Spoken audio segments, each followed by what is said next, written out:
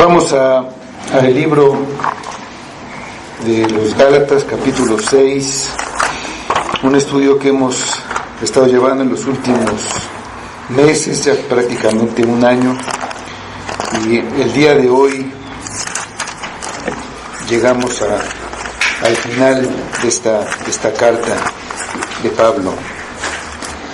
Entonces vamos a leer todo el capítulo 6 para no perder el contexto, la idea de lo que Pablo está diciendo a estas iglesias de Galacia. No es que de repente cambie de tema, y si vemos nada más los versículos que vamos a estudiar hoy, que son del 11 al 18, pues no debemos olvidarnos de todo lo que ha dicho antes. Aquí es la conclusión de la carta. Vamos a leer este capítulo. Hermanos, si alguno fuere sorprendido en alguna falta, vosotros que sois espirituales, restauradle con espíritu de mansedumbre, considerando a ti mismo, no sea que tú también seas tentado. Sobrellevad los unos las cargas de los otros y cumplid así la ley de Cristo. Porque el que se cree ser algo, no siendo nada, a sí mismo se engaña. Así que cada uno someta a prueba su propia obra, y entonces tendrá motivo de gloriarse solo respecto de sí mismo y no en otro. Porque cada uno llevará su propia carga. El que es enseñado en la palabra, haga partícipe de toda cosa buena al que lo instruye. No os engañéis, Dios no puede ser burlado, pues todo lo que el hombre sembrare, eso también segará. Porque el que siembra para la carne, de la carne segará corrupción, mas el que siembra para el Espíritu, del Espíritu segará vida eterna. No nos cansemos, pues, de hacer bien, porque a su tiempo segaremos si no desmayamos. Así que, según tengamos oportunidad, hagamos bien a todos, y mayormente a los de la familia de la fe. Mirad con cuán grandes letras os escribo de mi propia mano. Todos los que quieren agradar en la carne, estos os obligan a que os circuncidéis, solamente para no padecer persecución a causa de la cruz de Cristo. Porque ni aun los mismos que se circuncidan guardan la ley, pero quieren que vosotros os circuncidéis para gloriarse en vuestra carne. Pero lejos esté de mí gloriarme, sino en la cruz de nuestro Señor Jesucristo, porque en el mundo me es crucificado a mí y yo al mundo. Porque en Cristo Jesús ni la circuncisión vale nada, ni la incircuncisión, sino una nueva creación. Y a todos los que anden conforme a esta regla, paz y misericordia sea a ellos y al Israel de Dios. De aquí en adelante nadie me cause molestias, porque yo traigo en mi cuerpo las marcas del Señor Jesús. Hermanos, la gracia de nuestro Señor Jesucristo sea con vuestro espíritu. Amén. Vamos a orar. Señor, te damos nuevamente gracias por este día en que nos reunimos para estar delante de ti. Pedimos tu bendición sobre nosotros, sobre tu iglesia, que tú nos bendigas con tu palabra, que traigas conocimiento, gracia, que a través de ella te podamos ver, te podamos conocer, que abra nuestros ojos, podamos poner nuestro corazón en las cosas del cielo, en las cosas eternas, en las cosas que realmente tienen valor, no en las cosas pasajeras que se van a quemar y que nos atraen tanto, Padre. Ayuda a nuestro espíritu a poner nuestro amor, nuestra mente en Cristo. Pedimos todo para tu gloria y lo pedimos en nombre de tu Hijo Jesús. Amén.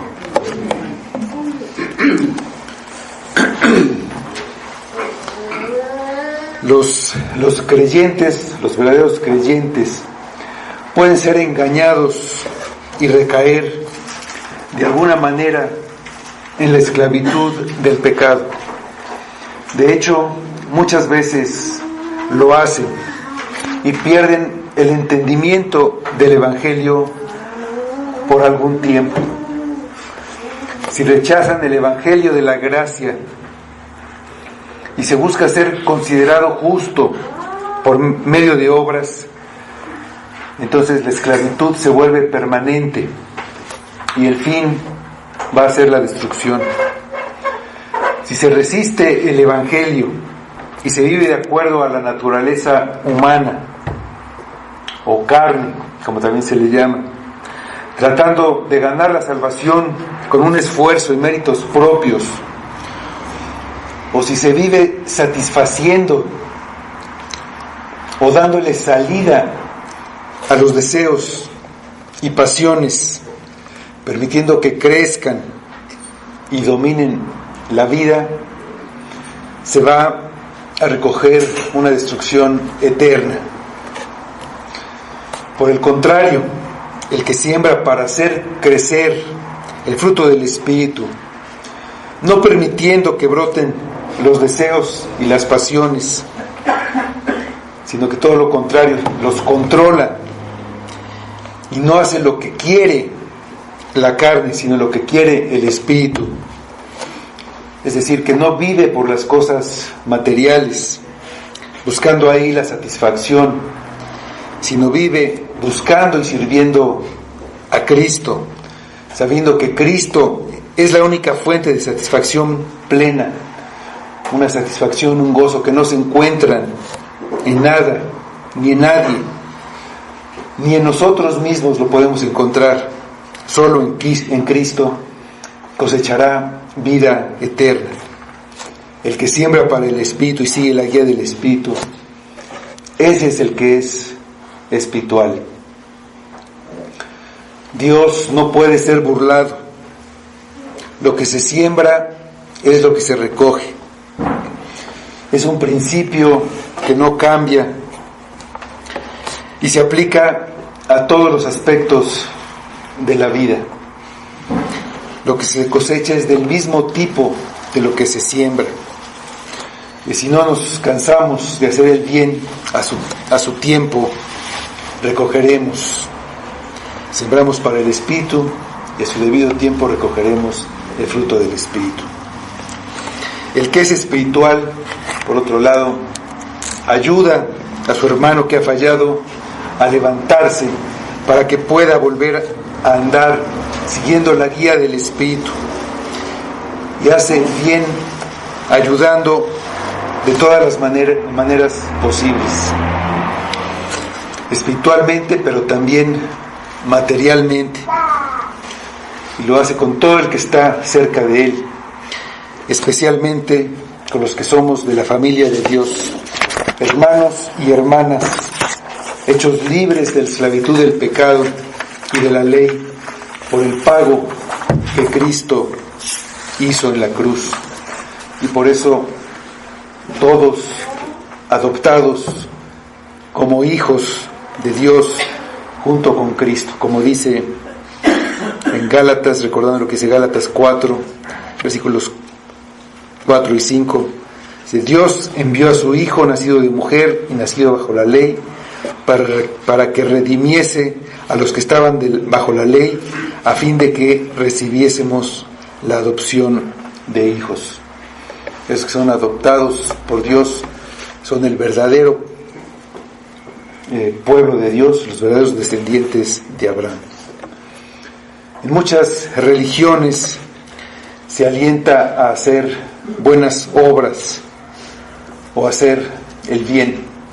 Y el versículo 10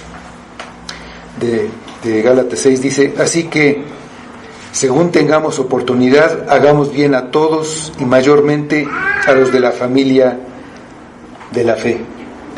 Es necesario entender que hacer bien tiene su base en el Evangelio de la gracia. Las buenas obras son el resultado de la salvación y de una naturaleza cambiada por la presencia del Espíritu, y no son méritos presentados para lograr la justificación y la salvación. El que vive guiado por el Espíritu hace bien a todas las personas y especialmente a otros cristianos. Hasta aquí la carta de Pablo está casi terminada y ha defendido a lo largo de toda la carta el evangelio de la justificación por la fe sin las obras de la ley, contra los que lo atacaban este evangelio y atacaban a Pablo. Ha demostrado que el evangelio produce una verdadera libertad y que es necesario mantenerse firmes en esa libertad, viviendo bajo la guía del Espíritu. Y entonces escribe este versículo, en el versículo 11: mirad con cuán grandes letras os escribo de mi propia mano. Pablo quiere llamar la atención al amor que ha manifestado a los Gálatas en la carta. Aquí en por este versículo, algunos piensan que él escribió de su propia mano toda la carta, y otros que nada más este último párrafo de aquí en adelante. Pero no importa en realidad cómo haya sido. Las letras que él escribe personalmente prueban la autenticidad de la carta a los Gálatas, a los que les envía la carta. Pablo acostumbraba a dictar la carta a otra persona y él escribía personalmente un saludo. Vamos a Segunda de Tesalonicenses 3:17, donde vemos esta manera de actuar de Pablo, pero en esto que él escribe de su propia mano es como su firma que le da una autenticidad sin ninguna duda a los Gálatas de que él está escribiendo la carta. Es como una firma. En esa época no se acostumbraba de lo que conocemos ahora como una firma. Entonces dice 2 Tesalonicenses 3:17: la salutación es de mi propia mano, de Pablo, que es el signo en toda carta mía, así escribo. Entonces en esto está la firma de Pablo con su propia mano. De todo lo que ha dicho viene de un apóstol, como ha defendido él su apostolado. En estos últimos versículos resume todos los argumentos de su carta y da una última advertencia acerca de los que los perturban, como les ha dicho, y expone los motivos que tienen estos falsos maestros para querer desviarlos. Pero para Pablo, las cosas terrenales carecen de valor. Lo único valioso es la cruz de Cristo. Dice el versículo 12: todos los que quieren agradar en la carne, estos os obligan a que os circuncidéis, solamente para no padecer persecución a causa de la cruz de Cristo. Pablo les ha dicho a los Gálatas en esta carta, que no predicaba la circuncisión, sino la cruz, y por eso era perseguido por los judíos. Lo recordamos en el versículo 11 del capítulo 5. Y ahora dice: los que los quieren obligar a circuncidarse lo hacen solamente para quedar bien con los hombres y no con Dios. Primero con ellos mismos, por medio del número de seguidores que tenían, y después con los judíos, para no ser perseguidos por causa de la cruz de Cristo. Los maestros del judaísmo no están interesados en el bienestar de los Gálatas, solo están interesados en ellos mismos. Quieren ser alabados por los demás y quieren su propia tranquilidad, su propia seguridad, sin ser perseguidos. se están desviando hacia un falso Salvador, que es la aprobación por parte de los demás. Se están desviando hacia ahí, hacia esa dirección, con una enseñanza legalista. Ellos se presentan entre los judíos guardando toda la ley de Moisés, también haciendo que los gentiles la guarden, empezando por la circuncisión. Ellos evitan que los judíos los separen, los aparten y quieran perseguirlos y destruirlos. Ellos dicen: la salvación se logra por creer en Cristo y además por cumplir la ley. Las dos cosas al mismo tiempo, especialmente con la circuncisión. Pablo ya ha expuesto que el verdadero cristianismo es un cambio interno y no un cumplimiento externo. No es algo superficial, es un cambio del corazón. La circuncisión es exterior, la circuncisión es en la carne solamente, pero seguir los ritos religiosos judíos evita la persecución. Nada va más contra el orgullo humano que reconocer que todo su esfuerzo es inútil ante Dios para justificarse, para ser salvo. Los falsos maestros sabían que el evangelio puro de la salvación iguala al judío con el gentil, los hace exactamente iguales, echando por tierra el orgullo nacional de los judíos como el pueblo elegido por Dios.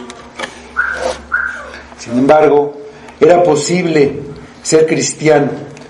Bueno, al menos ellos predicaban eso, que era posible ser cristiano y evitar al mismo tiempo un enfrentamiento con los judíos si seguían guardando la ley y mandaban circuncidar a los cristianos de origen gentil.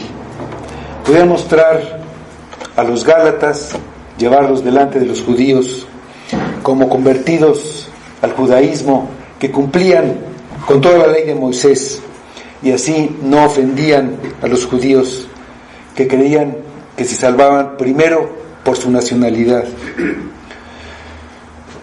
Si alguien se quería salvar, primero tenía que convertirse en judío. Para ellos eso era su orgullo y su tesoro nacional.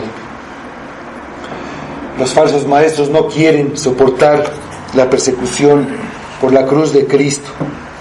Si predicaran la cruz de Cristo con todas sus consecuencias, sin quitar nada, serían perseguidos por los judíos.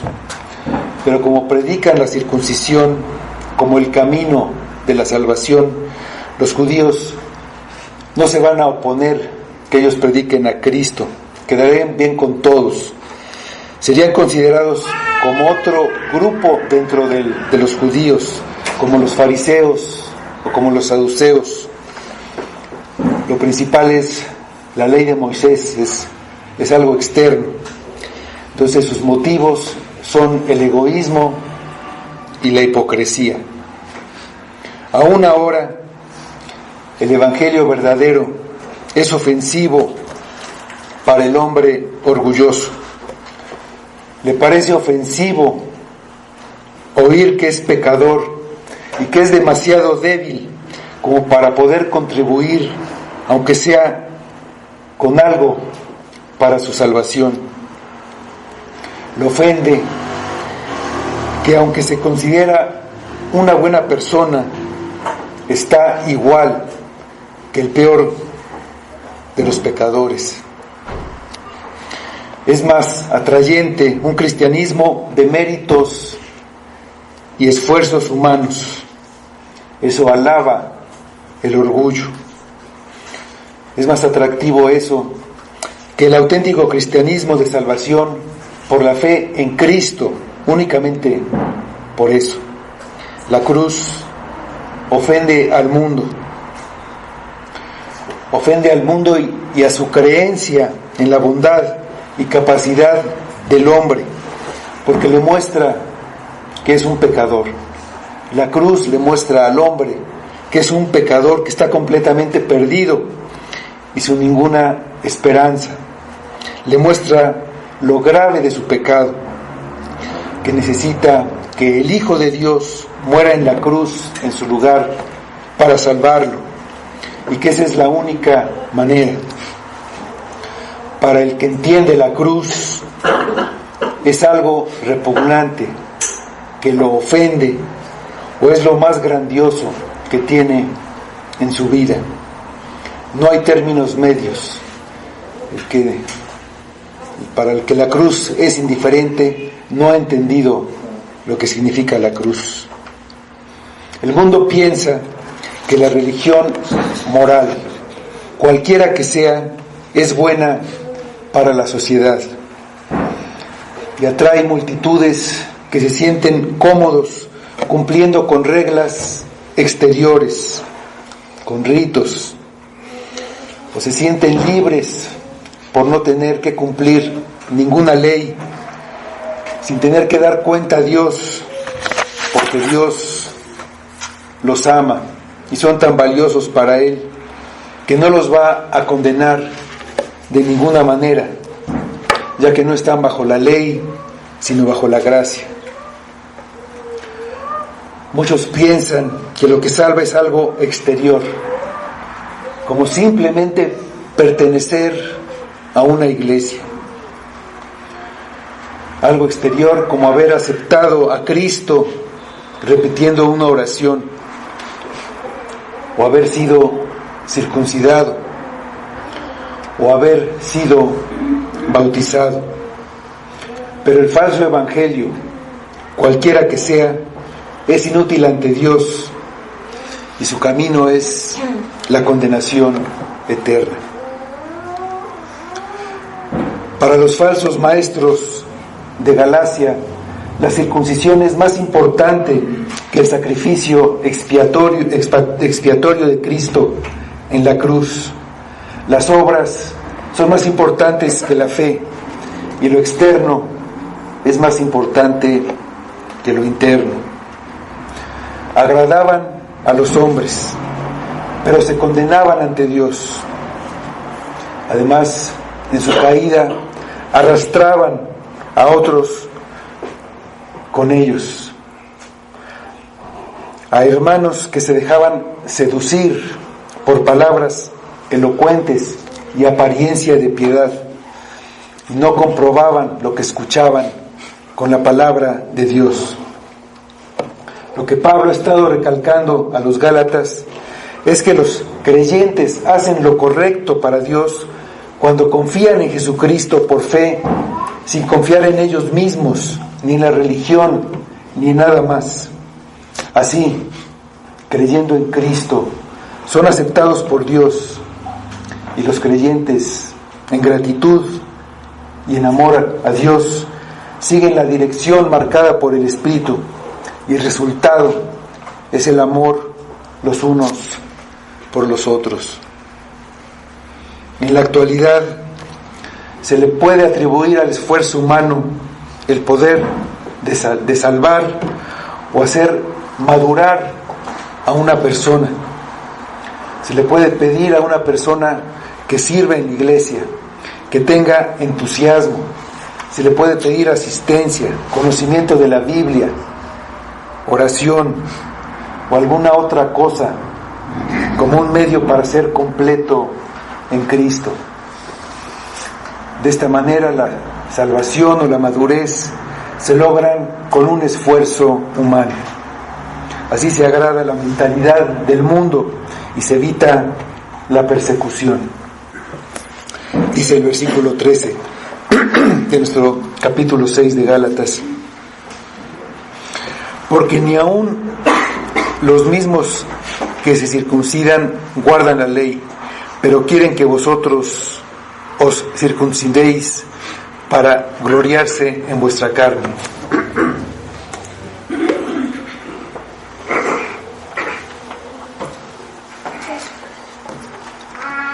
los que los quieren obligar a circuncidarse, ellos mismos se circuncidan para cumplir con la ley, pero hacen uso de todos los medios para no cumplir con la verdadera intención de la ley.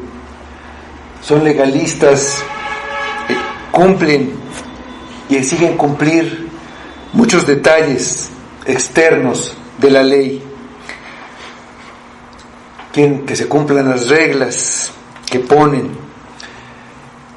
y usan estas reglas para cumplir solo lo que ellos quieren, pero sin cumplir nunca lo que manda la ley. Amar a Dios sobre todas las cosas y al prójimo como a sí mismo. Eso era lo que hacían los fariseos. Aparentemente cumplían con la ley y con mandamientos de hombres y validaban la verdad, la profundidad de la ley, pero estaban muy atentos a que nadie desobedeciera los detalles. Esas personas que habían llegado a Galacia eran de los fariseos. Vamos a un momentito a Hechos 15, capítulo 5. Ahí es el concilio en Jerusalén. Nos describe lo que había pasado, que había traído problemas respecto a esta enseñanza de los fariseos entre los cristianos. Pero algunos de la secta de los fariseos que habían creído se levantaron diciendo: es necesario circuncidarlos y mandarles que guarden la ley de Moisés. Ellos llegaron a Galacia con sus enseñanzas. Jesucristo llamó a los fariseos hipócritas en muchas ocasiones y les dijo: generación de víboras. Exigían que los demás cumplieran todas las reglas, pero ellos se consideraban perfectos y pensaban que por ser ellos, por ser fariseos, no necesitaban cumplir con nada. Vamos al Evangelio de Mateo 23, capítulo 4. Es lo que pasa con la enseñanza legalista. Exigen mucho a los demás, pero ellos están por encima de cualquier cuestionamiento.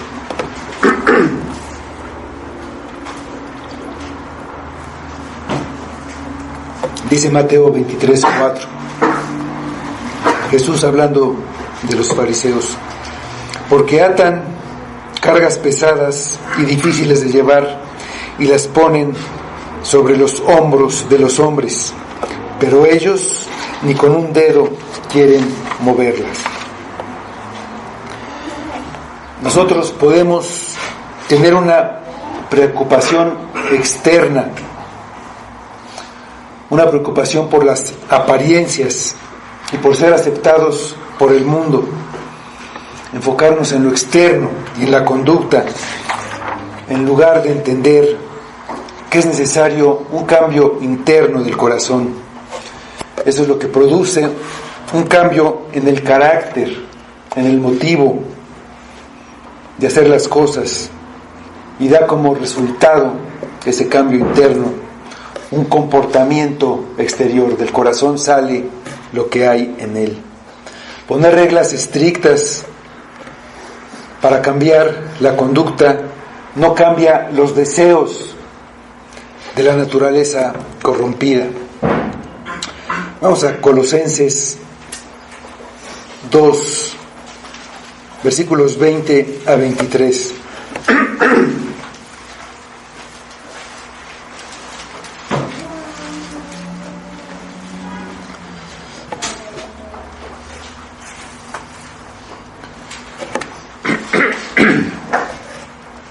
Dice: pues si habéis muerto con Cristo en cuanto a los rudimentos del mundo, ¿por qué, como si vivieseis en el mundo, os sometéis a preceptos tales como no manejes, ni gustes, ni aun toques en conformidad a mandamientos y doctrinas de hombres, cosas que todas se destruyen con el uso.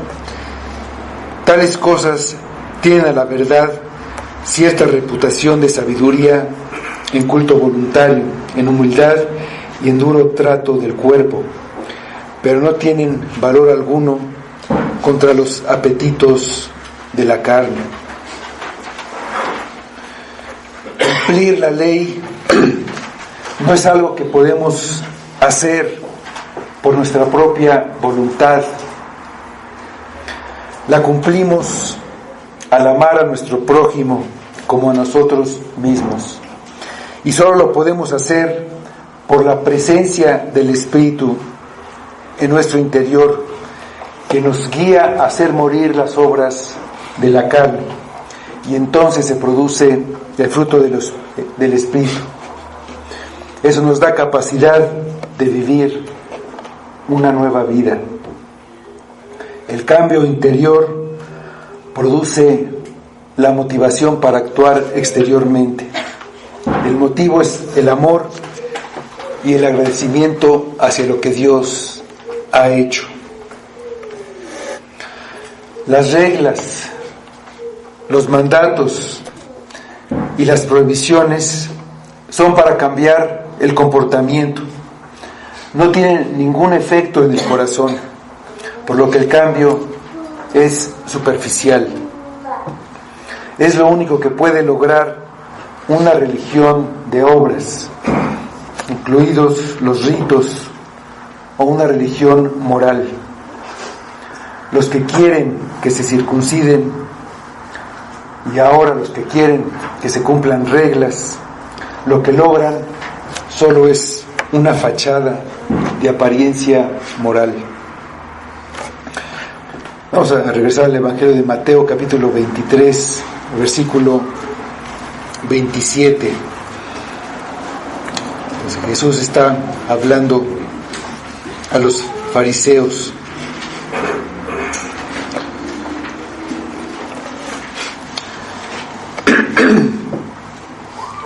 Aquí les dice: ay de vosotros, escribas y fariseos hipócritas, porque sois semejantes a sepulcros blanqueados, que por fuera a la verdad se muestran hermosos, mas por dentro están llenos de huesos de muertos y de toda inmundicia. Un cambio exterior, un cambio siguiendo reglas, cumpliendo ciertas cosas. No vayas al cine, no veas televisión, no leas ciertos libros, haz esto. Logra un cambio de apariencia, un cambio de fachada, como diríamos. Lo que cuenta es lo que está adentro. Los que se circuncidan no cumplen la ley, no la cumplen verdaderamente, solo de una manera aparente. Piden a los demás que se circunciden para que la ley se cumpla. Y ellos reciben la gloria de parte de los judíos de ser defensores de la ley, de hacer que la ley se cumpla. El legalista que logra que se cumplan las reglas recibe un reconocimiento de haber conseguido de que una persona mejore su comportamiento. Dice el versículo 14: pero lejos esté de mí gloriarme, sino en la cruz de nuestro Señor Jesucristo, porque en el mundo me es crucificado a mí y yo al mundo. Otros se glorían en las obras externas de otras personas. Se pueden gloriar en que se cumpla la ley. Pablo había llevado el Evangelio más lejos que nadie. Lo había llevado a más personas que nadie. por causa del Evangelio había sido perseguido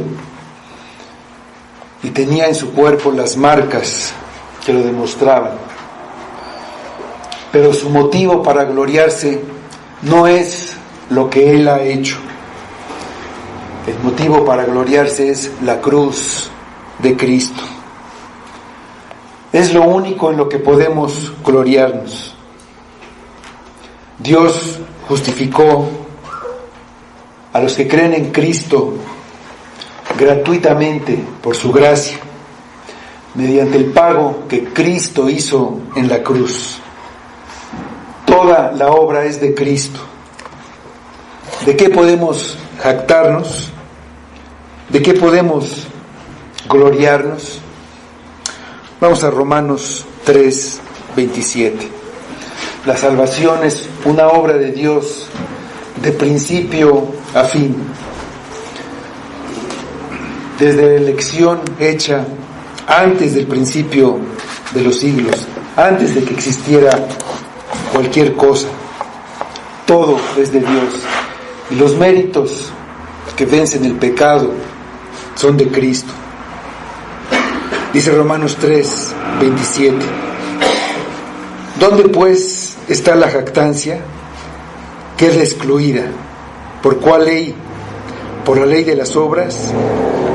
No, sino por la ley de la fe.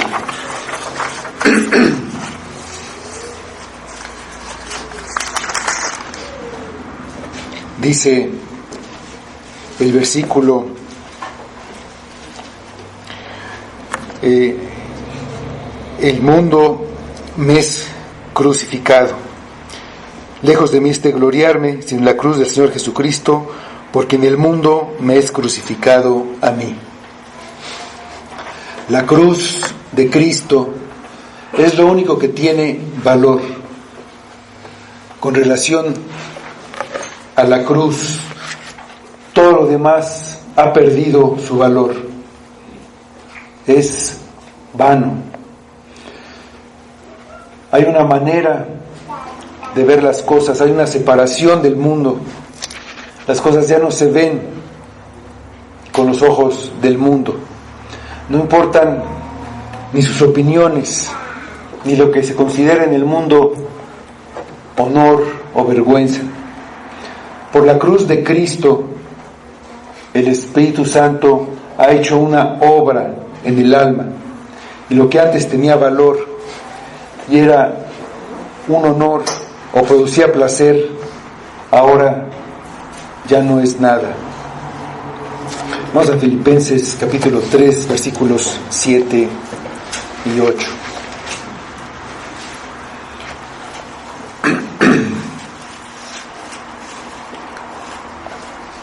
Pero cuantas cosas eran para mí ganancia, las he estimado como pérdida por amor de Cristo. Y ciertamente aún estimo todas las cosas como pérdida por la excelencia del conocimiento de Cristo Jesús, mi Señor, por amor del cual lo he perdido todo y lo tengo por basura para ganar a Cristo. El mundo me es crucificado a mí y yo al mundo. Yo ya no espero nada del mundo. No vivo para el mundo. No vivo para el mundo. ¿Estoy vivo o estoy muerto? Vamos a Gálatas 2:20. Ya Pablo ha dicho esto de que el mundo ha sido crucificado, nosotros y el mundo para nosotros. De otra manera, dice en Gálatas 2:20, con Cristo estoy justamente crucificado, y ya no vivo yo, mas vive Cristo en mí. Y lo que ahora vivo en la carne, lo vivo en la fe del Hijo de Dios, el cual me amó y se entregó a sí mismo por mí. El mundo me es crucificado a mí y yo al mundo. ¿Cómo puedo ser crucificado juntamente con Cristo y vivir?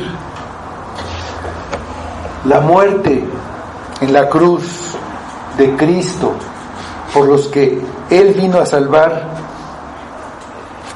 es una muestra de lo que recibimos. Lo recibimos por medio de la fe, por creer en Cristo.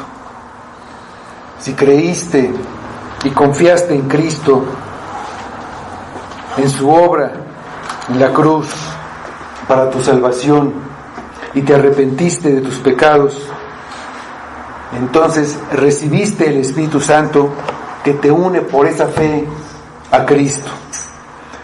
Por esa unión con Cristo, todo lo que hizo pasa a ser tuyo. Su muerte pasa a ser tu muerte. Y es verdad que fuiste crucificado junto con Él.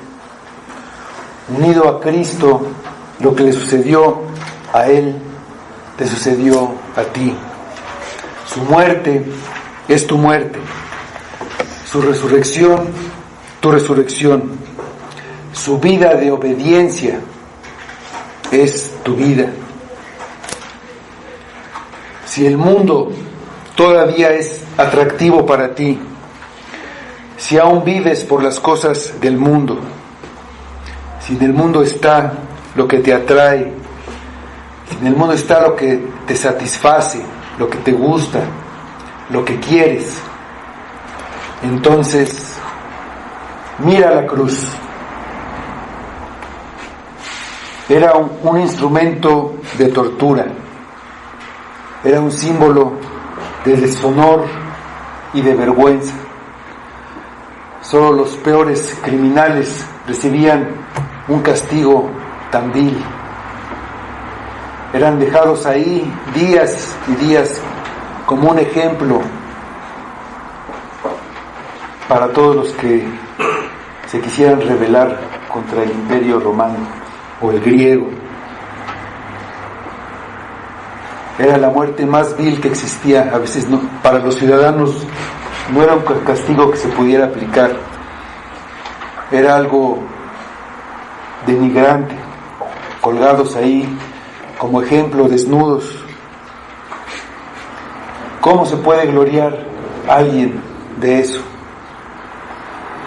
Es como si dijéramos ahora: me glorío en la inyección letal, o me glorío en la horca o en la silla eléctrica. Pablo dice: me glorío en la cruz. Y es lo único en lo que podemos gloriarnos, por Cristo, por su obra en la cruz. La cruz es locura para los que se pierden y tropiezo para los que no quieren ser perseguidos, para los que no quieren sufrir. Pero es lo único que tiene un valor real para una humanidad que necesita ser salvada por un mediador. Mira la cruz y ven a Cristo.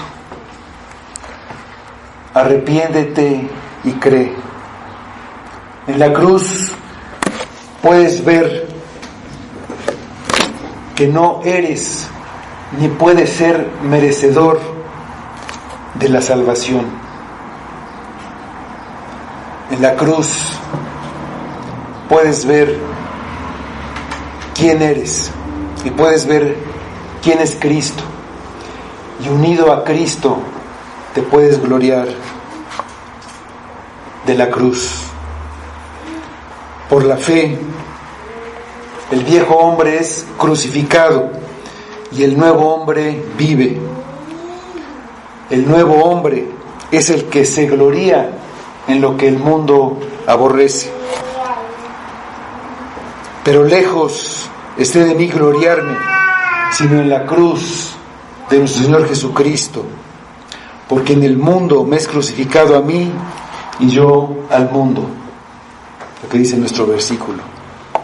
El mundo me es crucificado. El mundo está muerto para mí. Y yo he sido crucificado para el mundo. Yo estoy muerto para el mundo. El poder que tenía el mundo para hacerme pecar fue destruido cuando Cristo murió mi muerte. El mundo está muerto y ya no tiene poder sobre mí.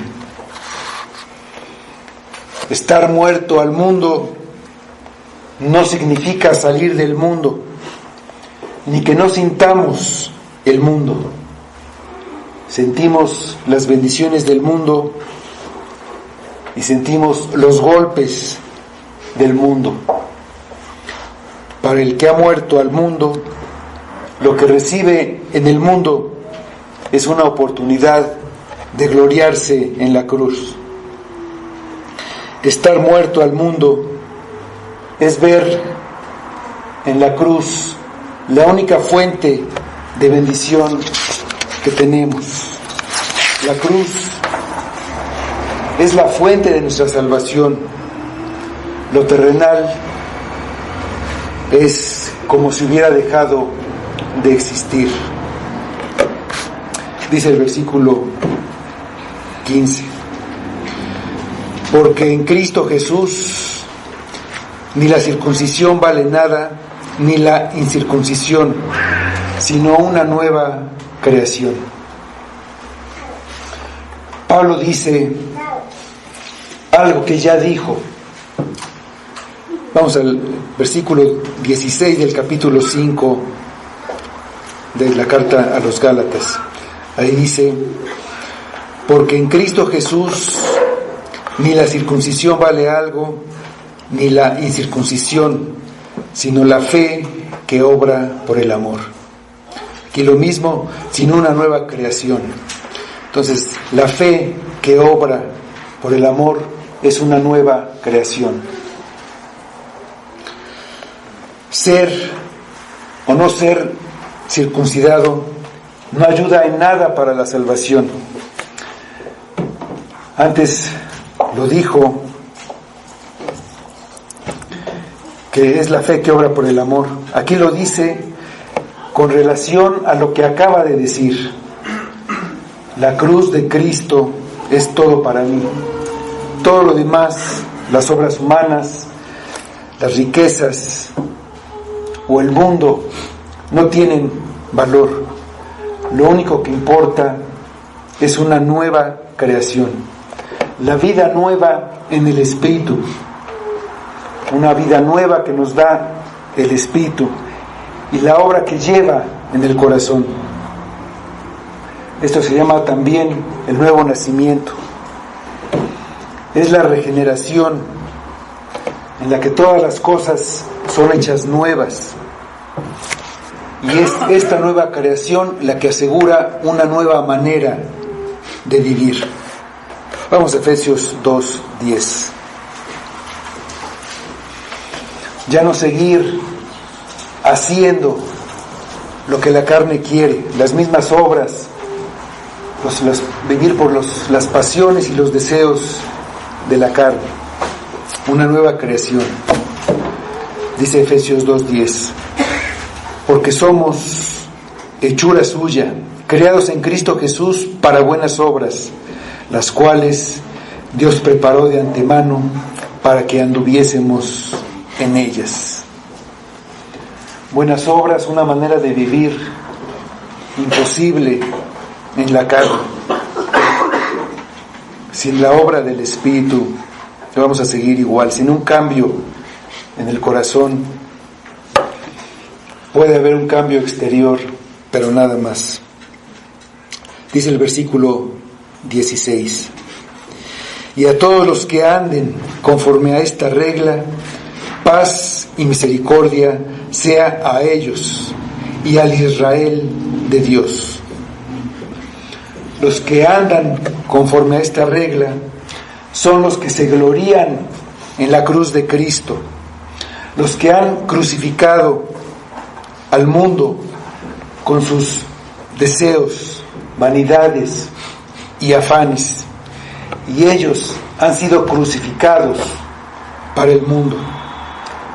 Son los que por la fe Por la obra de Cristo en la cruz han sido hechas nuevas criaturas que aman y sirven a Dios. El Israel de Dios son los verdaderos creyentes, sin importar raza o nacionalidad, como ha venido sosteniendo Pablo a través de toda la carta. Los verdaderos hijos de Abraham, los verdaderos descendientes, los verdaderos herederos, los del verdadero pueblo de Dios, el verdadero Israel. Otras traducciones nos hacen notar más claramente esto, porque aquí dice: y a todos los que anden conforme a esta regla, paz y misericordia sea a ellos y al Israel de Dios, como si fueran dos grupos. En unas partes se suprime, en unas traducciones se suprime ese y. Una traducción más clara diría: que la paz y la misericordia de Dios sean con todos los que viven según estos principios. Ellos son el nuevo pueblo de Dios. La bendición es para todos aquellos que se glorían en la cruz de nuestro Señor Jesucristo. Cualquiera que tome el Evangelio de Cristo como su regla de vida, encontrará paz y misericordia. Y es parte del Israel de Dios, de los hijos de Abraham, y heredero de la promesa que Dios le hizo a Abraham y a su descendencia. Dice el versículo 17: de aquí en adelante nadie me cause molestias, porque yo traigo en mi cuerpo las marcas del Señor Jesús. Pablo espera que con esta carta se resuelva el problema de las iglesias de Galacia, ese problema de querer seguir un falso evangelio y una división de unos que estaban a favor y otros en contra de esta enseñanza de los nuevos maestros que llegaron. Pablo espera que los creyentes de origen gentil entiendan que no tienen que cumplir con la ley de Moisés para ser falsos como les están enseñando. Este problema que se presentó en estas iglesias, toda la preocupación que le causó a Pablo, todo lo que tuvo que hacer para resolver el problema, lo han llevado a usar su tiempo, su energía,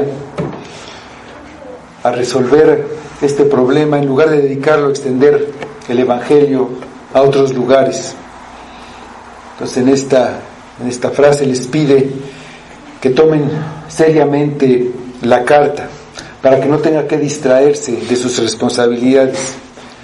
Se lleva en su cuerpo las cicatrices que son resultado de la persecución que sufrió en la región de Galacia.